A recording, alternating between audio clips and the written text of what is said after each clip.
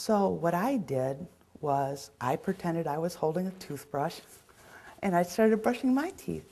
And she mimicked me and she brushed her teeth right here over and over. All I had to do was take my finger and go, brush here, Mabel. And down here. Then I just turned the toothbrush a little bit. Why? I didn't want her to brush the inside of her gums. Touched here. She made it through the whole process, except what's happening now, just like she relied on me to get the task started, she can't determine when the task ends. And so we need to say, Mabel, great job, your teeth look good. Then I gave her a sip of warm water. Why warm? Cold water can be a cue for them to swallow it.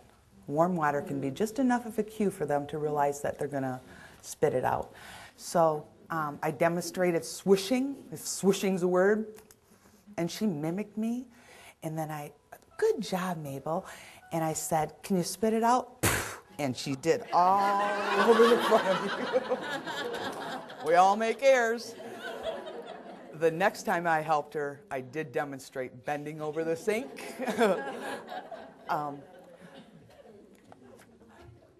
But that example demonstrates another thing. It demonstrates how important it is for us to assess where their abilities are at that moment. It also demonstrates, we hear all the time, break your instructions down to step-by-step instructions. And boy, that's a real breakdown. If I would have went into Mabel and said, okay, Mabel, come on, we're going to go back to your bedroom and I'm going to help you get on your pajamas and get washed up and brush your teeth, it would have sounded like noise. We really do have to break our instructions down to tiny little steps to be effective. Body language. It's amazing how much we can demonstrate with our body language.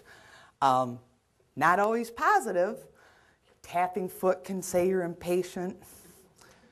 Hands on your hips can say you're getting frustrated.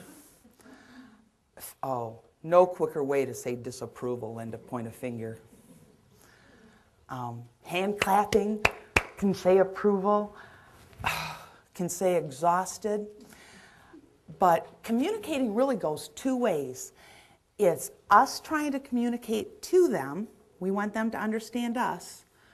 But a huge part of communicating is understanding what they're telling us. And how can they do that? With their body language, their voice tone, their mannerisms. We can tell just by looking at someone's face if they're calm, relaxed, anxious, nervous, frustrated. And their body language can tell us so much. I mean, the easy ones like, ooh, they're cold. Or sometimes if someone's thirsty, they'll kind of, if they're fidgeting, it's a cue that they're uncomfortable. And some cues are very personalized. We got to know that if Art was heading towards the front door, it meant that he had to go to the bathroom. We don't know, maybe he was back in the days when he used the outhouse. But they'll push their plate away if they get full. The next tip is touch. So powerful. What a better way of communicating. To go up to someone, to Joe, and hold your hand out, that's something he recognizes. He'll be able to respond to that and shake your hand, glad to see you. A pat on the back, a hug, a foot rub, a back rub, all great ways of just expressing affection. Avoid using figures of speech. I had been a direct caregiver for a couple weeks, and this piece of knowledge went from here to here real quick. I had helped Tom get ready for bed, and I was walking him the short distance from the bathroom to his bed. And when I got there, I pulled back the covers and I said, Tom, let's get in bed.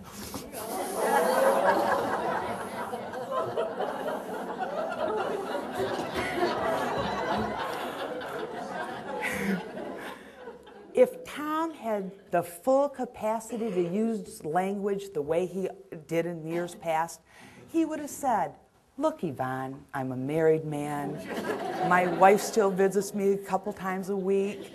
I've never been unfaithful to her. I've retained my morals. Not going to stop, things aren't going to change now. He'd probably also remind me that he doesn't jump anymore. But that's one of the examples I wanted to bring up. Should we label Tom aggressive? That would be unfair. What Tom was doing was expressing himself with the retained abilities that he had. But figures of speech, I do hear people say, let's take our medicine, let's put on our pants. Really, that's demeaning, and it can really confuse Joe. He might really genuinely wonder who's going to be wearing the pants. We found it's easier to trim fingernails rather than cut them. We do safety drills instead of using words like fire, alarm. One time I had a resident to the doctor, Robert, and the nurse was going to come in and give him a flu shot. And so, very good, she explained what she was going to do before she was going to do it. But all of a sudden, Robert's anxiety level just raised, his voice pitch changed, and he was like, shot, who got shot? Me, I'm getting shot. And I said, Robert, injection. And I showed, oh, shot.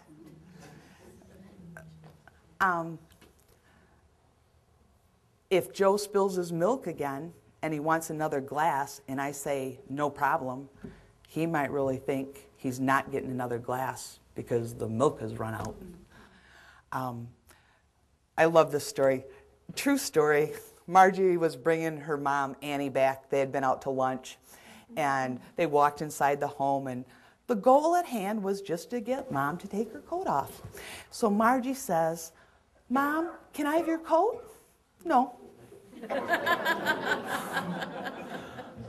Never ask a yes or no question if both answers aren't okay.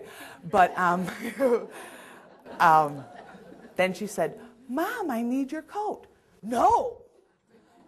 Mom, give me your coat. No. Just about that time, I made it to the front door and said, Annie, can I have your coat? Sure, dearie. And she just peeled it off and handed it to me. Was Annie being resistant to care?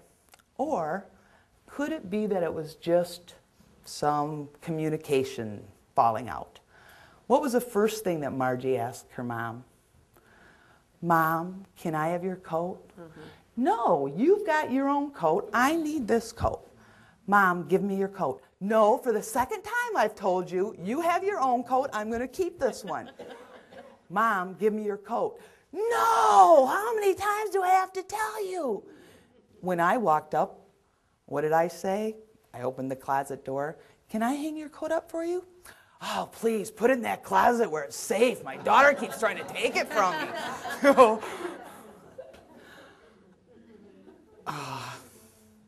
Boy, here's a hard one, you guys. Do not ever argue, confront, criticize, or ridicule someone with dementia. Never. I've said so many times, it is impossible to win an argument with someone with dementia. But if you want someone with dementia to remember something, criticize them. They will bring it up over and over and over.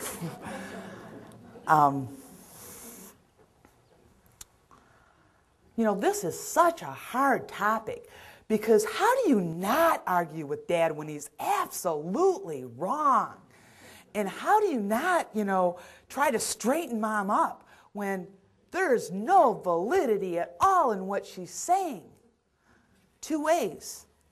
Number one, decide right now you're never going to argue or criticize or ridicule ever again. And number two, practice. Practice.